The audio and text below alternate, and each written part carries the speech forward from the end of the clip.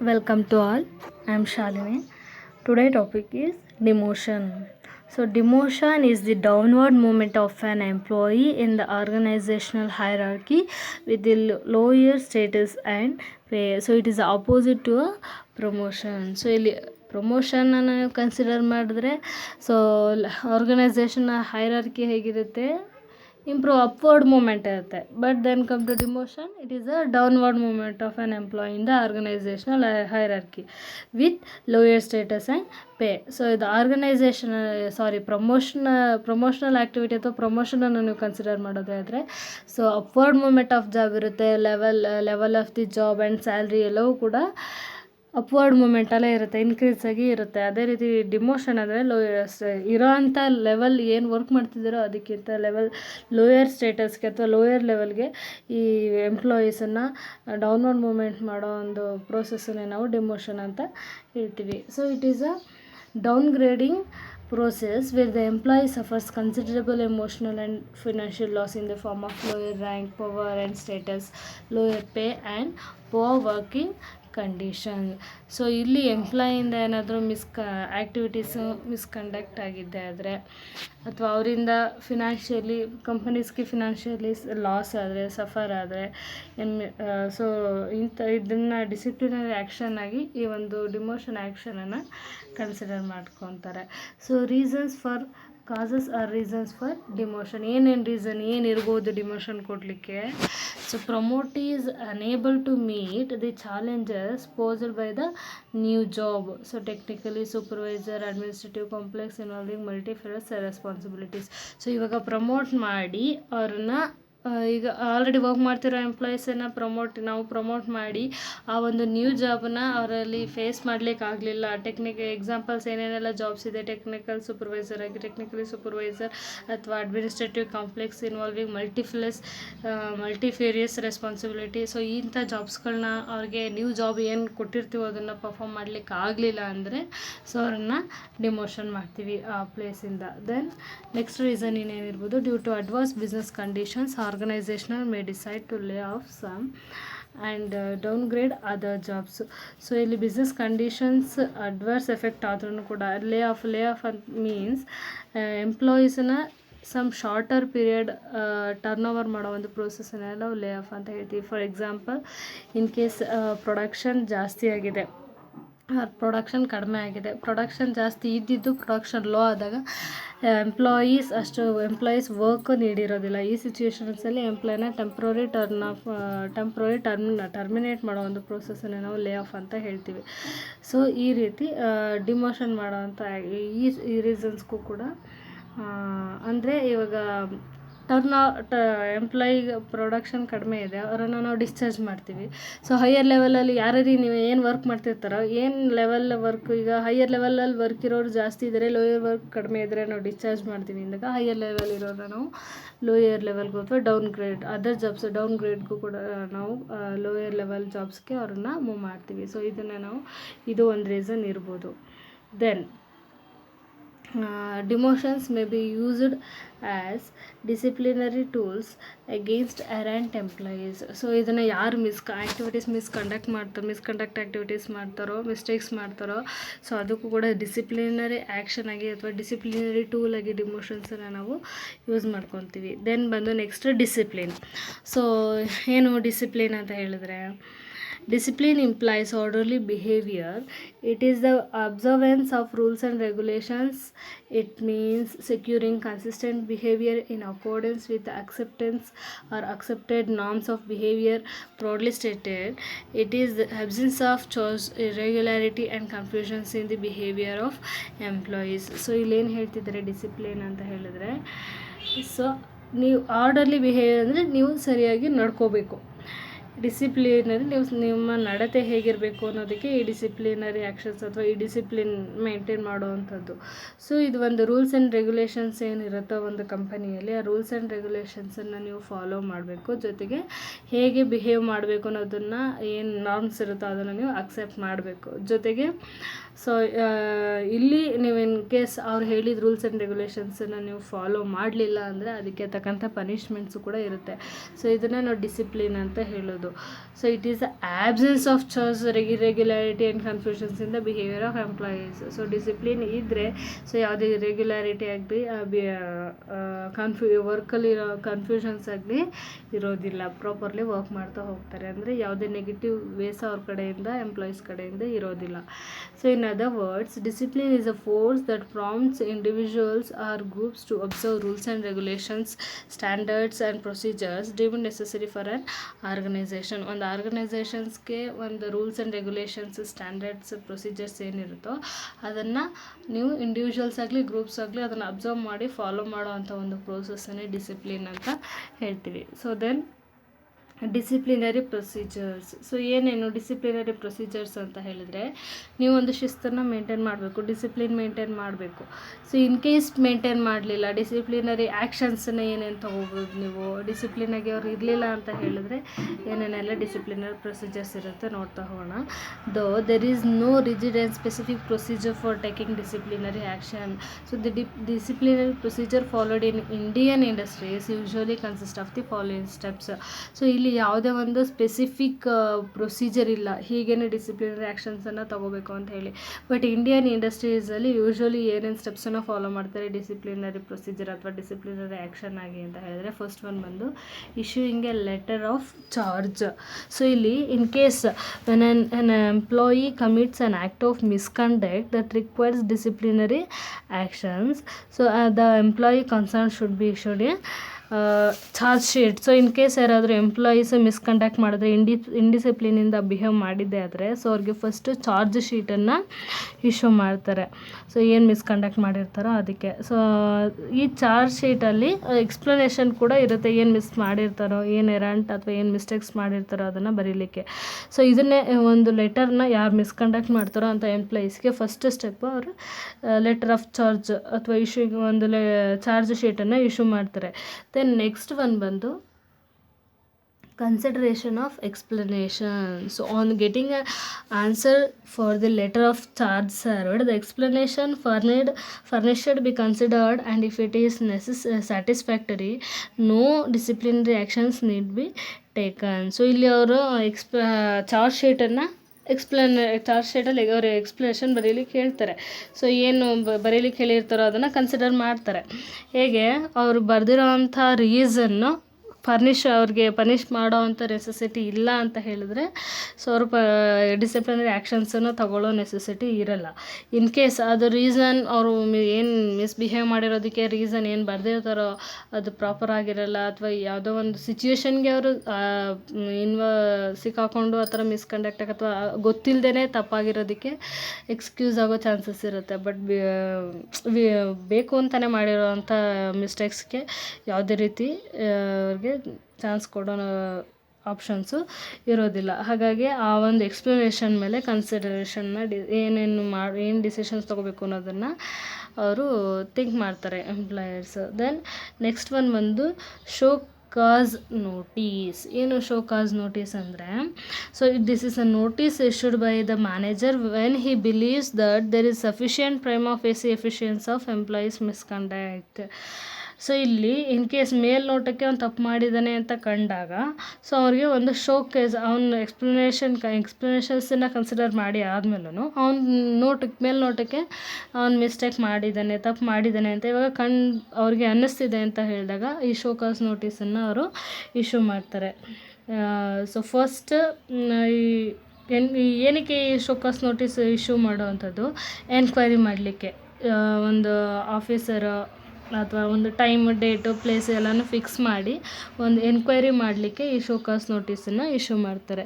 So next step ಬಂದು holding of a full-fledged inquiry. Means this must be in conformity with the principle of natural justice, that is, the employee concerned must be given an opportunity of being heard.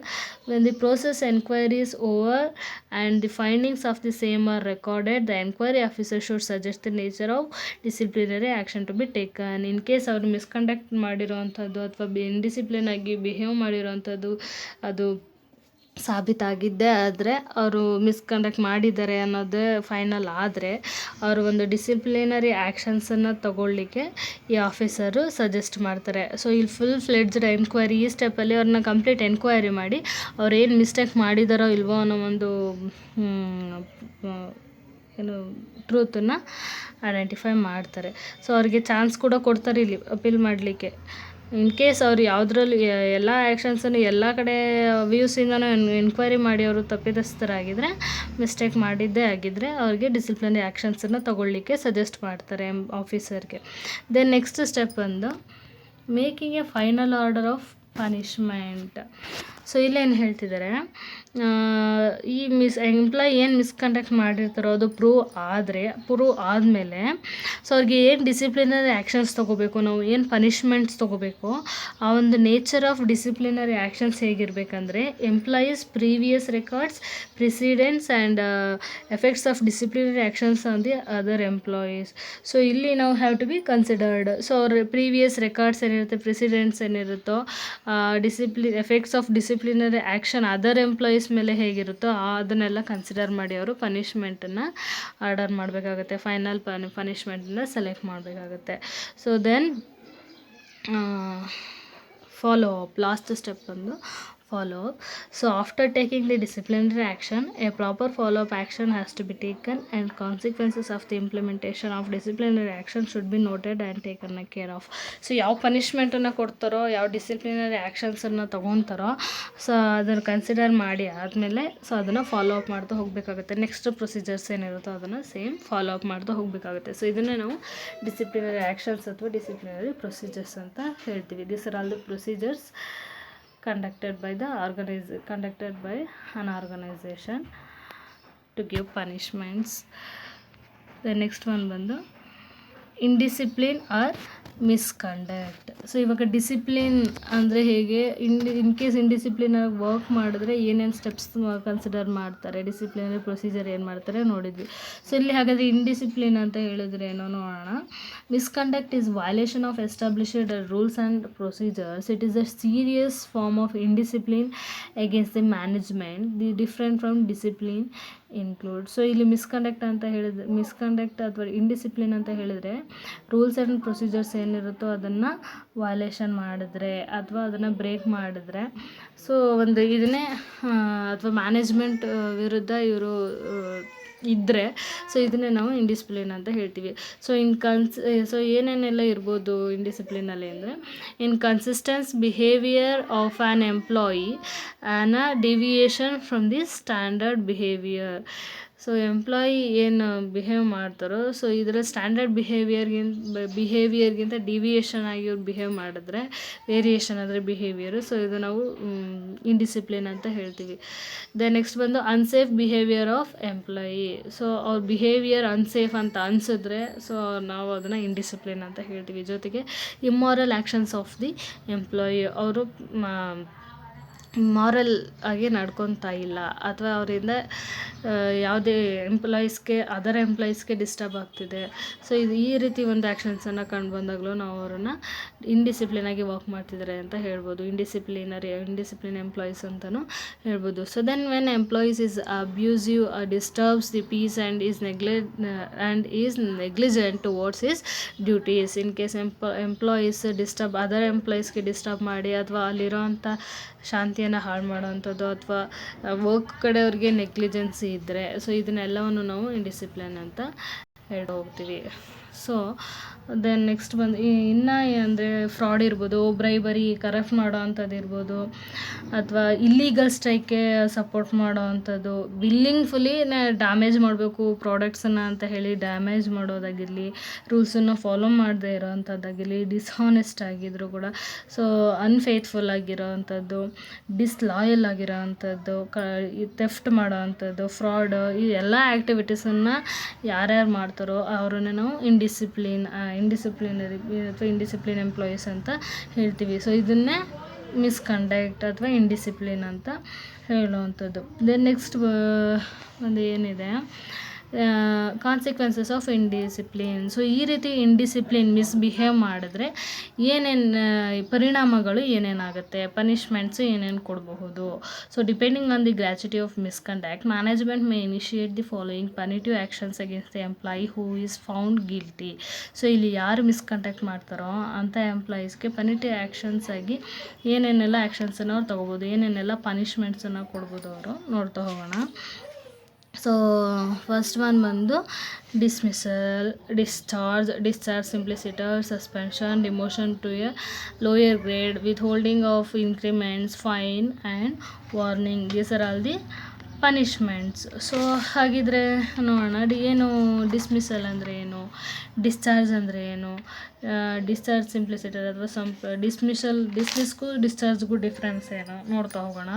So ಇಲ್ಲಿ ಬಂದು suspension ಅಥವಾ suspend ಕೂಡ ಇದೆ ಒಂದು procedure, ಅದೆಲ್ಲ ಏನು suspend ಅಂತ ಹೇಳಿದರೆ it means prohibiting an employee from attending work. So ಏನು ವರ್ಕ್ ಮಾಡ್ತಿದ್ದಾರೋ ಅದರಿಂದ ಅವರನ್ನು ನಿಷೇಧ ಮಾಡುವಂಥದ್ದು, ವರ್ಕ್ ಮಾಡೋದನ್ನು ಅಲ್ಲಿಗೆ ಟೆಂಪ್ರರಿಲಿ ಸ್ಟಾಪ್ ಮಾಡೋವಂಥದ್ದನ್ನು ನಾವು ಸಸ್ಪೆಂಡ್ ಅಂತ ಹೇಳ್ತೀವಿ.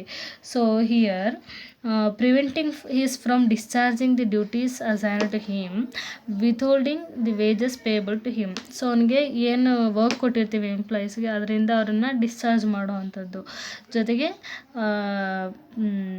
ಅವ್ರಿಗೆ ಏನು ಪೇಬಲ್ ಸ್ಯಾಲ್ರೀಸ್ ಅಥವಾ ವೇಜಸ್ ಏನು ಕೊಡ್ತಿದ್ವಿ ಅದನ್ನ ವಿಥೋಲ್ಡ್ ಮಾಡೋವಂಥ ಒಂದು ಪ್ರೋಸೆಸ್ ಇದರಲ್ಲಿ ಸಸ್ಪೆನ್ಷನಲ್ಲಿ ಇರುತ್ತೆ. Then suspension does not imply termination of services of an employee. So ಈ ಸಸ್ಪೆಂಡ್ ಮಾಡ್ತೀವಿ ಅಂತ ಹೇಳಿದ್ರೆ ಕಂಪ್ಲೀಟ್ ಅವ್ರ ಜಾಬಿಂದ ಟರ್ಮಿನೇಟ್ ಮಾಡ್ತಿದ್ದೀವಿ ಅಂತ ಹೇಳಿ ಅರ್ಥ ಅಲ್ಲ. It is only means denied of work to him. So just ಆ ವರ್ಕನ್ನು ಮಾಡೋದು ಬೇಡ ಅಂತ ನಿರಾಕರಣೆ ಹೇಳೋ ಅಂಥದ್ದನ್ನೇ ನಾವು ಸಸ್ಪೆನ್ಷನ್ ಅಂತ ಹೇಳೋದು. So when the act of misconduct of an employee is considered serious, he suspended. So ಏನಾದರೂ ಸೀರಿಯಸ್ಲಿ ಮಿಸ್ಕಂಡಕ್ಟ್ ಮಾಡಿದರೆ ಎಂಪ್ಲಾಯೀಸ್ ಅವರನ್ನು ನಾವು ಸಸ್ಪೆಂಡ್ ಮಾಡ್ತೀವಿ. ಸೊ ಈ ಒಂದು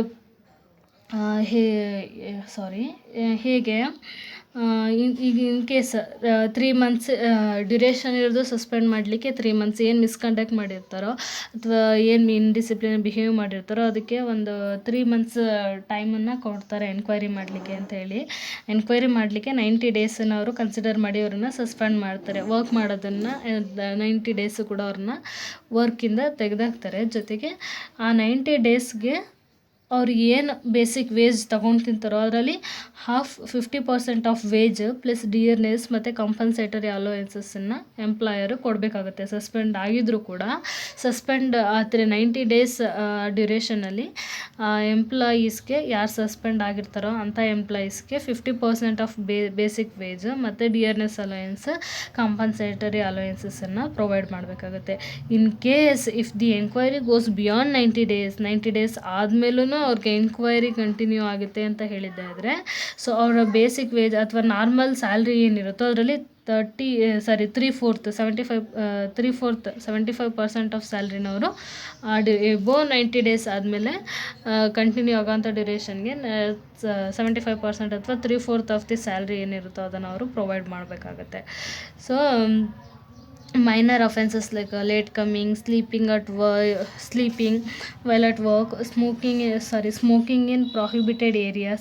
ಸೊ ಇಂಥ ಪನಿಷ್ಮೆಂಟ್ ಈ ಥರ ಒಂದು ಆ್ಯಕ್ಷನ್ಸ್ ಏನೇನು ಮಾಡಿರ್ತಾರೋ ಸೊ ಇದಕ್ಕೆ ಸೀರಿಯಸ್ ಪನಿಷ್ಮೆಂಟ್ಸನ್ನು ಅಥವಾ ಈ ಸಸ್ಪೆಂಡ್ ಅನ್ನೋವಂಥದ್ದು ಒಂದು ಸೀರಿಯಸ್ ಪನಿಷ್ಮೆಂಟು. ಈ ರೀತಿ ಸಸ್ಪೆಂಡನ್ನು ಈ ಒಂದು ಆ್ಯಕ್ಷನ್ಸನ್ನು ತಗೊಳ್ಳೋದಿಲ್ಲ ಈ ಥರ ವರ್ಕ್ಗಳಿಗೆ. ಇನ್ ಕೇಸ್ ಇದೇನೇ ರೆಗ್ಯುಲರ್ಲಿ ಅವರಿಂದ ಕಂಟಿನ್ಯೂ ಆದರೆ ಡೈಲಿ ಲೇಟಾಗಿ ಬರೋವಂಥದ್ದು ಅಥವಾ ವರ್ಕ್ ಮಾಡ್ತಾ ಇರುವಾಗ ಯಾವಾಗಲೂ ಮಲ್ಕೊಳ್ಳೋ ಅಂಥದ್ದು, ಸೊ ಪ್ರೊಹಿಬಿಟೆಡ್ ಏರಿಯಾದಲ್ಲಿ ಎಷ್ಟೇ ವಾರ್ನಿಂಗ್ ಕೊಟ್ಟರು ಅವರು ಸ್ಮೋಕ್ ಮಾಡೋ ಅಂಥದ್ದು, ಇದೇ ಆ್ಯಕ್ಟಿವಿಟೀಸ್ ರೆಗ್ಯುಲರ್ಲಿ ಅವರಿಂದ ಕಂಡಿದ್ದೆ ಆದರೆ ಸೊ ಈ ಆ್ಯಕ್ಷನ್ಸನ್ನು ಅವರು ತಗೋಬೋದು. ದೆನ್ ನೆಕ್ಸ್ಟ್ ಒನ್ ಬಂದು ಡಿಸ್ಮಿಸ್ ಆ್ಯಂಡ್ ಡಿಸ್ಚಾರ್ಜ್. ಇದೆಲ್ಲ ಏನು ಡಿಸ್ಮಿಸ್ ಅಂದರೆ, ಡಿಸ್ಚಾರ್ಜ್ ಅಂತ ಅಂದರೆ ಏನು ಡಿಫ್ರೆನ್ಸು? ಸೊ ಡಿಸ್ಮಿಸ್ ಅನ್ನೋಂಥದ್ದು ಒಂದು ಪನಿಷ್ಮೆಂಟ್, ಆ ಎಂಪ್ಲಾಯೀಸಿಂದ ಏನು ಮಿಸ್ಕಂಡಕ್ಟ್ ಆಗುತ್ತೆ ಅದಕ್ಕೆ ಕೊಡೋವಂಥ ಒಂದು ಪನಿಷ್ಮೆಂಟ್. ಬಟ್ ಡಿಸ್ಚಾರ್ಜ್ ಅಂತ ಹೇಳಿದರೆ ಹಾಗಲ್ಲ. Discharge is not always punishment. So when the employee examines all the background factors leading to a termination of service of an employee, he may simply discharge the employee instead of dismissing him. So ಇಲ್ಲೇನು ಹೇಳ್ತಿದ್ದಾರೆ, employees service terminate ಆಗೋವಂಥ time, for example ಇವಾಗ retired age ಆಗಿರುತ್ತೆ, 58 ಅಥವಾ 60 years ಏನು age ಆಗಿರುತ್ತೋ ಅವ್ರ age, retired age ಆದಮೇಲೆ ಅವ್ರಿಗೆ ಟರ್ಮಿನೇಟ್ ಮಾಡ್ತೀವಿ, ಹೌದಲ್ಲ, ಅವ್ರ ವರ್ಕಿಂದ. ಸೊ ಇದನ್ನು ಡಿಸ್ಚಾರ್ಜ್ ಮಾಡೋದು, ಅವ್ರ ಡ್ಯೂಟೀಸಿಂದ ಅವ್ರನ್ನ ಡಿಸ್ಚಾರ್ಜ್ ಮಾಡೋವಂಥದ್ದು ಅಂತ ಹೇಳ್ತೀವಿ. So these are all the basic difference between dismiss and discharge. Dismiss ಅನ್ನೋವಂಥದ್ದು ಒಬ್ಬ ಎಂಪ್ಲಾಯಿ ಏನು ಮಿಸ್ಕಂಡಕ್ಟ್ ಮಾಡ್ತಾನೋ, ಏನು ಇಂಡಿಸಿಪ್ಲಿನರಿ ಬಿಹೇವ್ ಮಾಡ್ತಾನೋ ಅಂತ ಅದಕ್ಕೆ ಕೊಡುವಂಥ ಒಂದು ಪನಿಷ್ಮೆಂಟನ್ನು ಡಿಸ್ಮಿಸ್ ಅಂತ ಹೇಳ್ತೀವಿ. ಡಿಸ್ಚಾರ್ಜ್ ಅಂತ ಹೇಳಿದ್ರೆ ಅವ್ರ ಸರ್ವಿಸ್ ಏನು ಟರ್ಮಿನೇಷನ್ ಆಗಿರುತ್ತೋ ಆ ಡ್ಯೂರೇಷನ್ಗೆ ಅವ್ರನ್ನ ಡ್ಯೂಟಿಯಿಂದ ಡಿಸ್ಚಾರ್ಜ್ ಮಾಡೋದು. ಅಥವಾ ಇನ್ ಕೇಸ್ ಇವ್ರಿಗೆ ಎಂಪ್ಲಾಯೀಸ್ ಆಲ್ರೆಡಿ ಏನು ವರ್ಕ್ ಮಾಡ್ತಿರ್ತಾರೋ ಬೇರೆ ಕಡೆ ಅದರ್ ಬೆನಿಫಿಟ್ ಇನ್ನೂ ಬೆಸ್ಟ್ ಜಾಬ್ ಸಿಕ್ಕಿದೆ ಅಂತ ಹೇಳಿದರೆ ಎಂಪ್ಲಾಯಿ ಟರ್ನ್ ಓವರ್ ಆದಾಗಲೂ ಕೂಡ ಎಂಪ್ಲಾಯಿನ ಡಿಸ್ಚಾರ್ಜ್ ಮಾಡ್ತೀವಿ. ಸೊ ಇದರಲ್ಲಿ ಇನ್ನೂ ಬೇಸಿಕ್ ಥಿಂಗ್ ನಾವು ನೋಡೋದಾದರೆ ಡಿಸ್ಮಿಸ್ಸಲ್ಲಿ ನಾವು ಅವ್ರಿಗೇನು ರೂಲ್ಸ್, ಸ್ಯಾಲ್ರಿನ ಪೇ ಮಾಡಬೇಕಿರುತ್ತೋ, ವೇಜಸ್ ಪೇ ಮಾಡಬೇಕಿರುತ್ತೋ ಅದನ್ನ ನಾವು ವಿತ್ಹೋಲ್ಡ್ ಮಾಡ್ಬೋದು, ಸ್ಯಾಲ್ರಿನ ಪ್ರೊವೈಡ್ ಮಾಡ್ದೇನೂ ಇರ್ಬೋದು. ಬಟ್ ಡಿಸ್ಚಾರ್ಜಲ್ಲಿ ಹಾಗಲ್ಲ. ಸೊ ಅವ್ರಿಗೆ ಏನೇನು ಫುಲ್ ಸೆಟಲ್ಮೆಂಟ್ ಮಾಡಬೇಕು, ಅವ್ರು ಏನು ವರ್ಕ್ ಮಾಡಿರ್ತಾರೆ ಆ ಲಾಸ್ಟ್ ಟೈಮ್ವರೆಗೂ ಅವ್ರಿಗೆ ಕೊಡಬೇಕಿರೋ ಅಂಥ ಸ್ಯಾಲ್ರೀಸನ್ನು ನಾವು ಪ್ರೊವೈಡ್ ಮಾಡಿ ಸೆಟಲ್ಮೆಂಟ್ ಮಾಡಿನೇ ಅವ್ರನ್ನ ಡಿಸ್ಚಾರ್ಜ್ ಮಾಡಬೇಕಾಗತ್ತೆ. ಸೊ ದೆನ್ ಈ ಡಿಸ್ಮಿಸ್ ಮಾಡಲಿಕ್ಕೆ, ಈ ಡಿಸ್ಮಿಸಲ್ ಆ್ಯಕ್ಷನ್ಸನ್ನು ತಗೊಳ್ಳಿಕ್ಕೆ, ಸೊ ಇಂಡಸ್ಟ್ರಿಯಲ್ ಡಿಸ್ಪ್ಯೂಟ್ಸ್ ಆ್ಯಕ್ಟ್ 1947 ಏನು ಹೇಳುತ್ತೋ ಅದ್ರ ಪ್ರಕಾರ ಆ್ಯಕ್ಷನ್ಸನ್ನು ತಗೋಬೇಕಾಗತ್ತೆ. ಜೊತೆಗೆ ಇದೇ ಇಂಡಸ್ಟ್ರಿಯಲ್ ಡಿಸ್ಪ್ಯೂಟ್ಸ್ ಆ್ಯಕ್ಟ್ 1947, ಸೊ ಇದು 1982 ಅಮೆಂಡ್ಮೆಂಟ್ ಆಗಿರುತ್ತೆ, 1982. ದೆನ್ ನೆಕ್ಸ್ಟ್ ಒನ್ ಬಂದು ಇಂಡಸ್ಟ್ರಿಯಲ್ ಎಂಪ್ಲಾಯ್ಮೆಂಟ್ ಆ್ಯಕ್ಟ್ 1946. ಸೊ ಇದೆಲ್ಲ ಏನು ಆ್ಯಕ್ಷನ್ಸ್ ಹೇಳುತ್ತೋ ಅದ್ರ ಪ್ರಕಾರ ಅವರು ಡಿಸ್ಮಿಸ್ ಆ್ಯಕ್ಷನ್ಸನ್ನು ತಗೋತಾ ಹೋಗ್ತಾರೆ. ಏನಕ್ಕೆ ಬೇಕು ಅಂತಲೇ ಸಬಾರ್ಡಿನೇಟ್ಸ್ಗೆ ಪ್ರಾಬ್ಲಮ್ ಮಾಡೋವಂಥದ್ದು, theft, fraud, dishonesty, habitual late coming, habitual neglect of work, wilful damage to property, disorderly violent behaviour, so striking work in violation of rules, taking bribes. So ಇದೆಲ್ಲ ಆ್ಯಕ್ಷನ್ಸ್ಗೆ ಡಿಸ್ಮಿಸ್ಸನ್ನು ನಾವು, ಇದೆಲ್ಲ ಆ್ಯಕ್ಷನ್ಸ್ ಕಂಡು ಬಂದರೆ ನಾವು ಡಿಸ್ಮಿಸ್ಸನ್ನು ಮಾಡ್ತೀವಿ ಎಂಪ್ಲಾಯೀಸನ್ನು. So this are all the major difference between dismissal and discharge. So then next ಬಂದು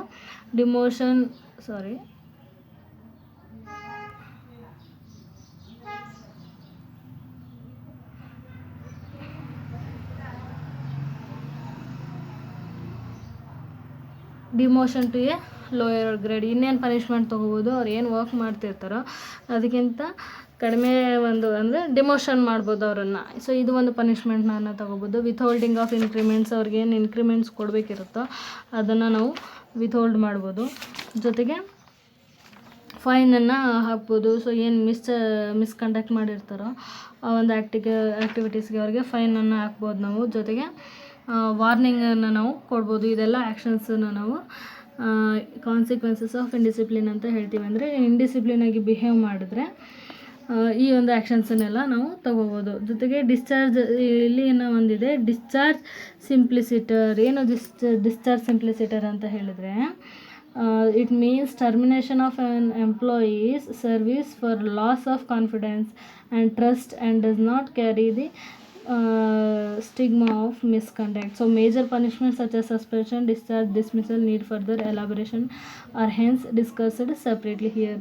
So discharge simpliciter ಅಂತ ಹೇಳಿದ್ರೆ ಎಂಪ್ಲಾಯೀಸನ್ನು ಟರ್ಮಿನೇಟ್ ಮಾಡೋವಂಥದ್ದು, ಅವರ ಸರ್ವಿಸಿಂದ ಟರ್ಮಿನೇಟ್ ಮಾಡೋವಂಥದ್ದನ್ನೇ ನಾವು ಡಿಸ್ಚಾರ್ಜ್ ಸಿಂಪ್ಲಿಸಿಟರ್ ಅಂತ ಕೂಡ ಇಲ್ಲಿ ಹೇಳ್ತೀವಿ. ಅದು ಲಾಸ್ ಆಫ್ ಕಾನ್ಫಿಡೆನ್ಸ್, ಅವ್ರು ವರ್ಕ್ ಮಾಡಲಿಕ್ಕೆ ಕಾನ್ಫಿಡೆನ್ಸ್ ಇಲ್ಲ ಅಂತ ಹೇಳಿದ್ರೆ, ಅಥವಾ ಅವ್ರಿಗೆ ಟ್ರಸ್ಟ್, ನಂಬಿಕೆನೇ ಇಲ್ಲ ಅಂತ ಹೇಳಿದ್ರೆ, ಅವ್ರ ಎಂಪ್ಲಾಯೀಸ್ ಮೇಲೆ ನಂಬಿಕೆ ಇಲ್ಲ ಅಂತ ಹೇಳಿದಾಗ, ಸೊ ಈ ಒಂದು ಆ್ಯಕ್ಟಿವಿಟಿನ ಅವರು ಕ್ಯಾರಿ ಮಾಡಲಿಕ್ಕೆ ಆಗಲ್ಲ ಅಂದಾಗ, ಅಥವಾ ಎಂಪ್ಲಾಯೀಸಿಂದ ಮಿಸ್ಕಂಡಕ್ಟ್ ಅಥವಾ ಇಂಡಿಸಿಪ್ಲಿನರಿ ಆ್ಯಕ್ಷನ್ಸ್ ಎಂಪ್ಲಾಯೀಸಿಂದ ಬಂದಿದೆ ಆದರೆ, ಸೊ ಇದೆಲ್ಲ ಮೇಜರ್ ಪನಿಷ್ಮೆಂಟ್ಸನ್ನು ತೊಗೊಬೋದು ನಾವು. ಯಾವುದನ್ನು ಡಿಸ್ಚಾರ್ಜ್, ಡಿಸ್ಮಿಸ್ ಅಥವಾ ಸಸ್ಪೆನ್ಸು, ಇದೆಲ್ಲ ಒಂದು ಕನ್ಸಿಡರ್ ಮಾಡೋ ಒಂದು ಪ್ರೊಸೆಸ್ಸನ್ನು ಡಿಸ್ಚಾರ್ಜ್ ಸಿಂಪ್ಲಿಸಿಟರ್ ಅಂತಲೂ ಹೇಳ್ತೀವಿ ನಾವು. So this are all the consequences of indiscipline. Thank you all.